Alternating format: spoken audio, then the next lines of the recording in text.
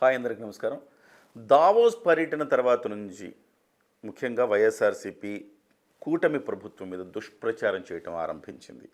Especially Chandrababu Naidu గారు రాష్ట్రానికి సంబంధించిన స్థితిగతులు ఎలా ఉన్నాయి, ఫినాన్షియల్ హెల్త్ రాష్ట్రానికి సంబంధించి ఎలా ఉందనేది నివేదికలు బయటపెట్టిన తర్వాత ముఖ్యంగా సాక్షి పత్రిక లాంటి వాటిలో దాన్ని మసిబూసి మారేడుకాయ చేసి ఒక భిన్నమైన కోణంలో ప్రొజెక్ట్ చేసే ప్రయత్నం చేస్తున్నారు. రాష్ట్రం పంజాబ్ అట్టడుగున పంజాబ్ ఉంటే పంజాబ్ పైన ఆంధ్రప్రదేశ్ ఉండటం అనేది ఇవాళ ఆంధ్రప్రదేశ్ రాష్ట్ర స్థితిగతి ఆర్థికంగా. ఇది నీతి ఆయోగ్ ఇచ్చిన రిపోర్టు. అంటే ప్రతి సంవత్సరం ఈ నీతి ఆయోగ్ రిపోర్ట్లు ఇస్తూ ఉంటుంది. ముఖ్యంగా ఆర్థిక ఆరోగ్య సూచి ఎలా ఉంది. సో ఆంధ్రప్రదేశ్ ఆర్థిక ఆరోగ్య సూచి చూస్తే కనుక అట్టడుగున పంజాబ్ అయితే లాస్ట్ బట్ 1 పొజిషన్లో ఉంది. ఈ అంశాన్ని చెబుతూ కొంత పథకాలు అమలు చేయాలంటే కొంత టైం పడుతుంది, డెఫినెట్గా అన్ని పథకాలు అమలు చేస్తాం, రాష్ట్ర స్థితిగతులు ఇలా ఉన్నాయని చెప్పేసి చెప్పుకొచ్చారు. ఈ నేపథ్యంలో మరి సాక్షి పత్రిక వైసీపీ వ్యవహరిస్తున్న తీరు ఎలా ఉంది మాట్లాడదాం. మనతో పాటుగా ప్రముఖ రాజకీయ విశ్లేషకులు చంద్ర శ్రీనివాస్ గారు ఉన్నారు. సార్ నమస్తే. నమస్కారం కిరణ్ గారు. సార్ ఏంటి సార్ ఇది, అంటే చంద్రబాబు గారు చెప్పింది ఏంటి, వీళ్ళు చేస్తున్నది ఏంటి, ఎట్లా మనం విశ్లేషించుకోవాలి దీన్ని?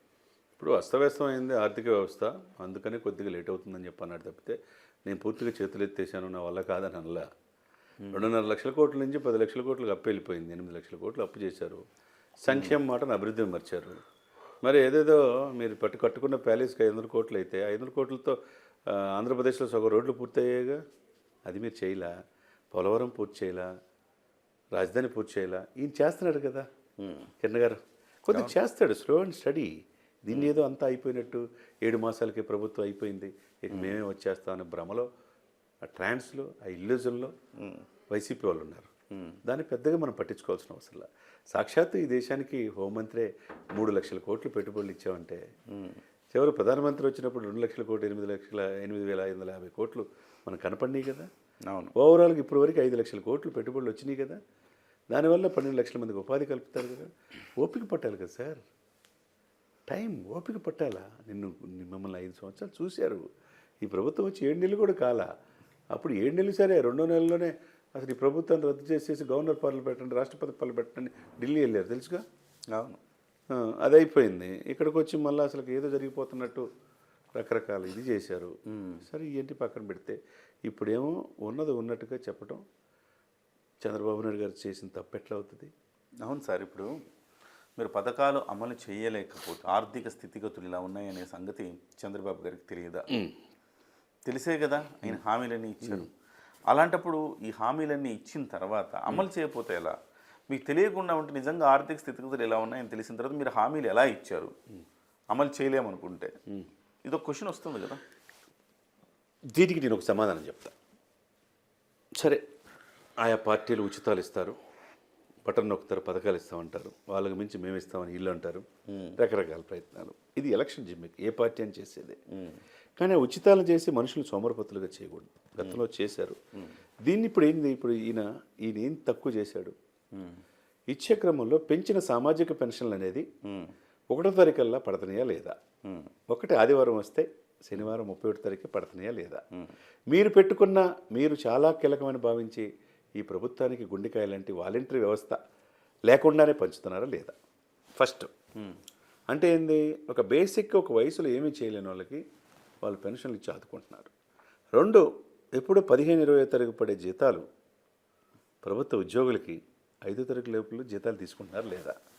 వాళ్ళ ఇంట్లో పండుగలు చేసుకుంటున్నారు లేదా? 3, మీరు చెప్పిన స్పెషల్ స్టేటస్ మీరు తేలేకపోయారు. 22 మంది ఎంపీలు వచ్చినా వీళ్ళ చెప్పలా, గొంతమ్మ కోరికలేం చెప్పలా. పోలవరం పూర్తి చేస్తాం, ఆంధ్రలో జీవనాడి అన్నారు. రాజధాని 3 కాదు 1 అన్నారు. సరే, మీరు 3 రాజధానులు అన్నారుగా, ఏం చేశారు? మీరు ప్యాలెస్ కట్టుకున్న ప్యాలెస్లోకి వెళ్ళలేకుండా మాజీ అయిపోయారు. 11 సీట్లే పరిమితం అయిపోయారు. ఎందుకు ప్రజలు తీర్పిచ్చారంటారు? ఎందుకు? కనీసం ఒక 1000 కోట్లు ఉంటే రోడ్లన్నా బాగుండే కదా. మీరు సుందరమైన భవనాలు కట్టుకోవటం, ప్రజల సొమ్మును మీరు కట్టుకుంటారు, మీ వ్యాపార సమస్యల నుంచి రూపాయి తీరు. ఇక్కడ ఏంటంటే ఎప్పుడు లేని విధంగా రాజధానికి 15,000 కోట్లు ఇచ్చారు. రోడ్ కమ్ రైల్వే బ్రిడ్జెస్ వస్తున్నాయి. రాష్ట్ర సరిహద్దులు మిగతా రాష్ట్రాలతో, అటు చెన్నైతో బెంగళూరుతో కనెక్టివిటీ అవుతుంది. రాజధానిలో అమరావతి రాజధాని ఈ దేశంలో ఆంధ్రప్రదేశ్ అనే ఒక ఆశ చిగురించిందా లేదా? మరి మీ 5 సంవత్సరాలు పరిపాలించేటప్పుడు ఎవరు వెళ్ళిపోయారు కదా రాష్ట్ర సరిహద్దులు దాటి ఇక్కడ ఏమి వ్యాపారాలు లేవని. మరి దాన్ని మనం స్వాగతించాలా.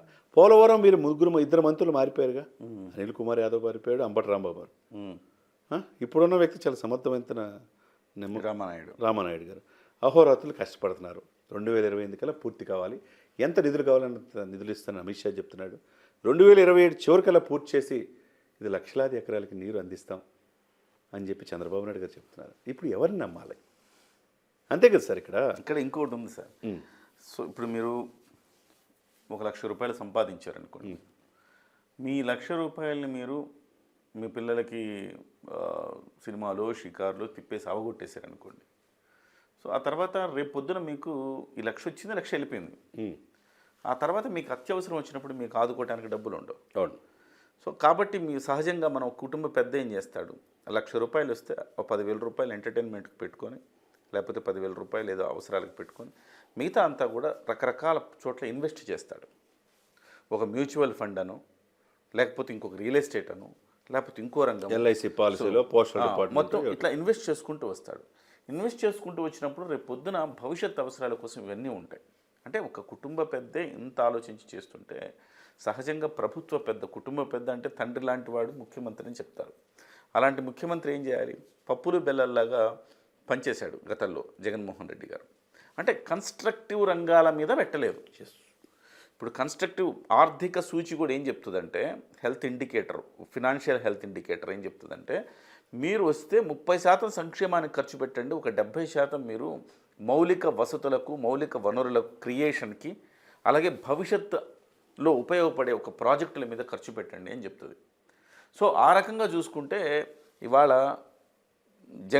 జగన్మోహన్ రెడ్డి గారు ఆ పందాలో వెళ్ళలేదు. 100 వస్తే 100ని అటు ఖర్చు పెట్టాడు. సో ఇవాళ చంద్రబాబు నాయుడు గారు మీరు అన్నట్టుగా పోలవరం మీద ఖర్చు పెడుతున్నాడు, అమరావతి మీద ఖర్చు పెడుతున్నారు, సో రకరకాల ప్రాజెక్టుల మీద ఖర్చు పెడుతున్నారు. ఆయన అదే అంటున్నారు. సో నేను ఈ అమరావతికి వచ్చిన డబ్బులు లేకపోతే పోలవరం డబ్బులు నేను ఇట్లా సంక్షేమాలకు మళ్లించలేను. మళ్లించడం ద్వారా గతంలో జగన్మోహన్ రెడ్డి అలా మళ్లించడం ద్వారా ఈ శాశ్వతమైన ప్రాతిపదికన కట్టాల్సినవి భవిష్యత్ అవసరాలకు, భవిష్యత్ తరాలకు ఉపయోగపడాల్సిన వాటిని మనం చేయలేకపోతాము. అది మనకు నష్టదాయకమవుతుంది. కాబట్టి సంపద సృష్టిద్దాము, సృష్టించిన తర్వాత మనం ఖర్చు పెడదాము, ఈ సంక్షేమానికి ఖర్చు పెడదాం, కొంచెం ఆలస్యం అయిద్దని చెప్తున్నాడు. అంతే కదా. రైట్. అంటే మీరు ఏమంటారంటే, మీరు చెప్పింది నాకు అర్థమైంది. సంపద సృష్టించాలంటే కొద్ది ఓపిక పట్టాలి. వచ్చి 7 మాసాలు కూడా కాల, కనీసం 2 సంవత్సరాలు టైం ఇవ్వాలా లేదా చెప్పండి సార్? ఇవ్వాలి. మరి 5 సంవత్సరాలు ఇచ్చినప్పుడు మెడలో వంచి స్పెషల్ స్టేటస్ తెస్తారన్న వ్యక్తి ఎందుకు మెడలో వంచలేకపోయాడు? Special status తేలేకపోయాడు? ఎందుకు పోలవరం పూర్తి చేయలేకపోయాడు? ఎందుకు రాజధాని 3 రాజధానులను ఎక్కడ వేసిన బటన్ నొక్కడం మీదనే అతను కాన్సన్ట్రేషన్. మరి బటన్ నొక్కాను కదా, నాకు కూడా నొక్కుతారని అనుకున్నాడు. ఆయనకు కూడా నొక్కారు వ్యతిరేకంగా. దీన్ని బట్టి 60 పార్టీ అయింది. Right sir. కాబట్టి దాన్ని ఇప్పుడు ప్రజలు చాలా తెలియగలరు సార్. అల్టిమేట్గా ప్రజలకు ఏం కావాలో అది ఇవ్వాలి. ప్రజలు బేసిక్ నీడ్స్, మీరు అన్నట్టు అవస్థాపన సౌకర్యాలు, ఉండటానికి ఇల్లు, వాళ్ళు పని చేసుకోవడం, ఉపాధి, తినటానికి ఈ 4 ఏళ్ళ లోపల పోవాలి. ఎప్పుడైతే లోపించినాయో, ఎప్పుడైతే లేవో ప్రశ్నించడం మొదలు పెడతారు ప్రజలు. అప్పుడు మిమ్మల్ని ఎక్కడికైతే తీసుకెళ్లారో అదే రివర్స్లో కిందకి తీసుకెళ్తారు. అది జరిగింది.